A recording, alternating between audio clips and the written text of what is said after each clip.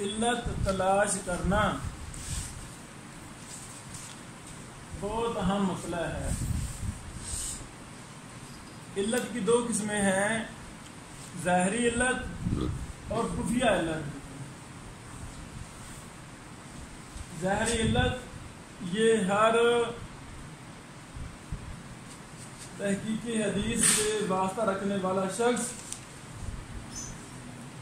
تلاش کر لیتا ہے، مثلا ضعیف راوی ہے، کذاب راوی ہے، منقطع ہے، مدلس ہے، وغیرہ وغیرہ۔ یہ ایسی علل ہیں جو ظاہری علتیں ہیں، اور جو حدیث میں اصول حدیث میں حدیث کی تعریف کی جاتی ہے تو اس میں علت نہیں ہونی چاہیے۔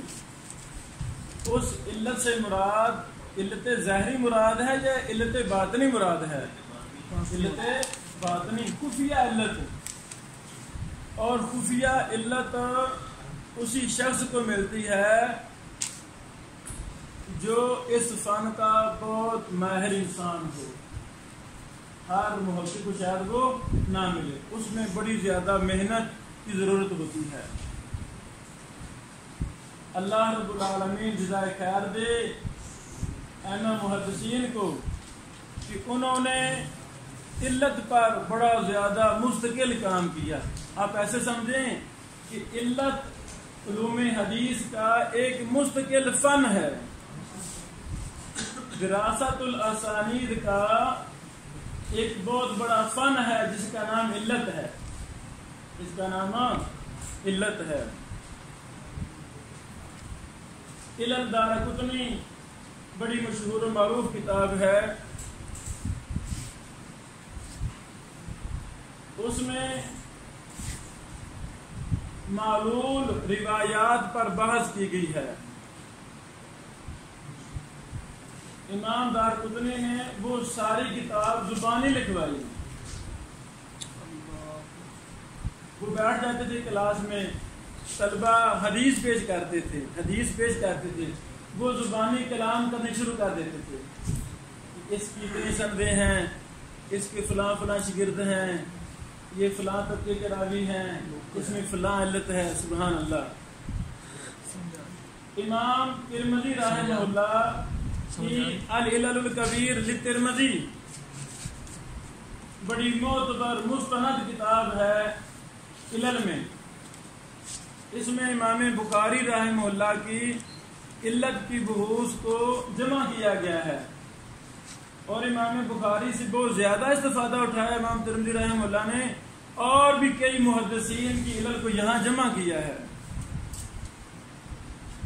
بعض احباب نے اس پر اعتراض بھی کیا ہے کہ یہ کتاب ثابت نہیں ہے، تو اس کتاب کو یہ کہنا کہ ثابت نہیں ہے یہ غلط بات ہے، اس کی کوئی حقیقت نہیں ہے۔ یہ مستند کتاب ہے ائمہ محدثین کا، ائمہ جرح و تعدیل کا، ائمہ علل کا، یہ مرجع کتاب ہے۔ تو اس کتاب کا انکار بالکل غلط ہے، جس کی کوئی حقیقت نہیں ہے۔ یعنی اچھا، اس کے علاوہ اور بھی بہت سی علل کی کتابیں ہیں جو ہمارے سامنے، چند علل کی کتابیں ہیں، ہم وہ آپ کو دکھانا چاہتے ہیں تاکہ آپ کے ذہن میں یہ بات پختہ ہو جائے، علت پر بھی محدثین نے بڑا کام کیا ہے۔ اللہ اکبر۔ یہ دیکھو، امام احمد بن حنبل رحمہ اللہ، یہ ان کی کتاب ہے، کتاب العلل و معرفت الرجال۔ کتاب العلل و معرفت الرجال، یہ 2 جلدوں میں کتاب ہے، یہ 2 جلدیں ہیں۔ اللہ اکبر۔ اس میں علت پر بحث کی گئی ہے یا رجال پر امام احمد بن حنبل رحمہ اللہ کی حکم کہ فلاں راوی ثقہ ہے یا ضعیف ہے، روات پر بحث ہے یا علتوں پر بحث ہے؟ اللہ اکبر۔ یہ 2 جلدوں میں ہے۔ ایک ہے امام ابن الجوزی رحمہ اللہ، 597 ہجری میں فوت ہوئے. ان کی ہے العلل المتناہیہ فی الاحادیث الواہیہ، یہ بھی 2 جلدوں میں کتاب ہے. اس کی مختلف تحقیقات ہیں. یہ نسخہ الشیخ خلیل صاحب کا نسخہ ہے، لبنان سے یہ ہے العلل المتناہیہ کا. اس کی بھی 2 جلدیں ہیں. یہ 2 جلدیں. مصنف کا نام بتا دو. امام ابن الجوزی رحمہ اللہ. ایک ہیں امام ابن ابی حاتم رازی. امام ابن ابی حاتم رازی، ان کا نام تھا ابو محمد عبد الرحمن الرازی. لکھ لیا. یہ بیٹے تھے ابو حاتم رازی کے. اللہ اکبر. شاید میں نے پہلے آپ کو بتایا تھا یا نہیں بتا سکا کہ امام ابو حاتم رازی کے علم کو مدون اور مرتب کرنے والے کون ہیں؟ ان کے بیٹے. اللہ تعالی ہمیں بھی ایسے بیٹے عطا فرمائے آمین. جو ان محدثین کے بیٹوں کی طرح ہوں، جو اپنے والدین کی تراث کو، ان کے علوم کو مدون کریں اور ان کو عام کریں. تو یہ جو علل الحدیث کتاب ہے اس کی بھی 2 جلدیں ہیں. علل الحدیث لابن ابی حاتم کے نام سے مشہور ہے. یہ بڑی کمال کتاب ہے. اللہ اکبر. وعلیکم السلام. مثلا میں نے یہ صفحہ نکالا 144. امام ابن ابی حاتم کہتے ہیں سألت ابی عن حدیث رواہ محمد بن سلیمان بن الاصبہانی عن سہیل بن ابی صالح عن ابیہ عن ابی ہریرہ رضی اللہ تعالی عنہ عن النبی صلی اللہ علیہ وسلم قال من صلی فی یوم و لیلہ 12 رکعہ بنى اللہ لہ بیتا فی الجنہ. اللہ اکبر. بڑا توجہ فرمانا. یعنی ابن ابی حاتم کہتے ہیں میں نے اپنے باپ سے اس حدیث کے بارے میں سوال کیا جس میں ہے نبی علیہ السلام نے فرمایا جس نے ایک دن اور رات میں 12 رکعتیں پڑھی اللہ تعالیٰ اس کے گھر جنت میں بنائے گا. مشہور حدیث. تو امام ابو حاتم نے آگے سے کہا قال ابی ھذا عندی خطأ، میرے ہاں یہ غلطی ہے، میرے ہاں یہ غلطی ہے، یہ خطا ہے، غلط ہے. آگے اس کی غلطی کی توجیح اور تفصیل بیان فرمائی کہ اس میں فلاں غلطی ہے. یعنی یہ جلد نمبر 1 صفحہ نمبر 144 ہے. یہ رقم 401 ہے. آپ جب اس کو پڑھیں گے نا ہر نمبر سے کے بعد یہی آتا ہے سألت ابی، یہ سارا وہی آ رہا ہے. یعنی بیٹے نے اپنے باپ سے سوال کیے، انہوں نے آگے سے جواب دیے. اکثر اس میں ابن ابی حاتم نے خود سوال کیے اپنے باپ سے. یہ رقم 520 ہے، جلد 1 صفحہ 181 ہے. لکھتے ہیں وسئل ابو زرع.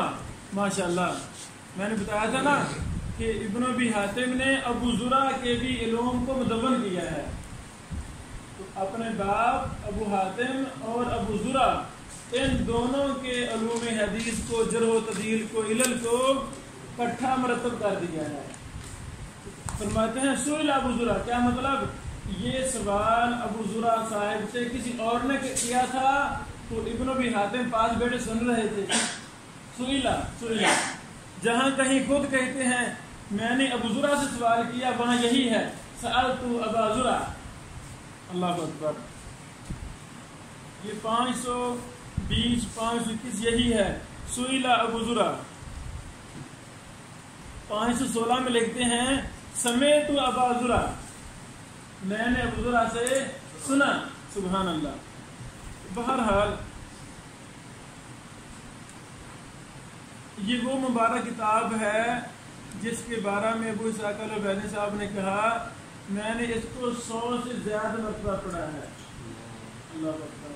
ہمیں علل کا فن سیکھنے کے لیے علماء علل کی یہ کتب بار بار پڑھنا ہوگی انشاءاللہ۔ علل الحدیث کی یہ 2 جلدیں ہیں، علل الحدیث کی یہ 2 جلدیں ہیں۔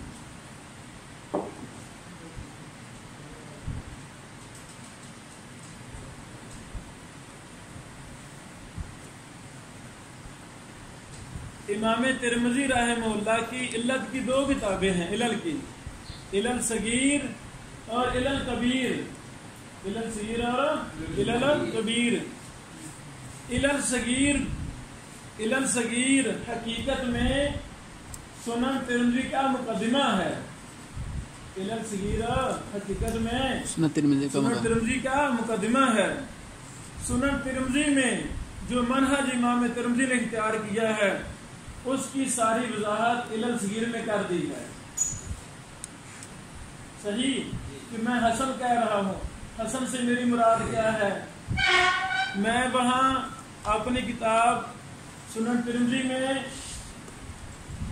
محدثین کا موقف بیان کرتا ہوں، وہ موقف میں نے کہاں سے لیا ہے؟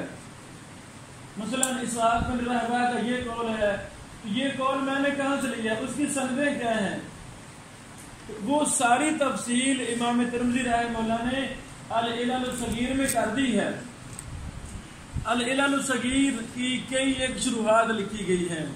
ہمارے استاد محترم اس دور کے محدث اور شیخ الاسلام حافظ ثناء اللہ المدنی حافظ اللہ جامعہ رحمانیہ کے شیخ الحدیث صاحب کا اللہ تعالیٰ شیخ کو شفا عطا فرمائے، انہوں نے بھی علل صغیر ترمذی پر ایک شرح لکھی ہے، بڑی اچھی شرح ہے۔ تو علل ترمذی پر ایک بہت اچھی شرح جو سب سے اچھی شرح ہے وہ ہے امام ابن رجب الحنبلی کی شرح، یہ جو ہمارے سامنے ہے، شرح علل ترمذی ابن رجب الحنبلی، یہ شرح ہے۔ فتح الباری ابن حجر رحمہ اللہ کی مشہور ہے،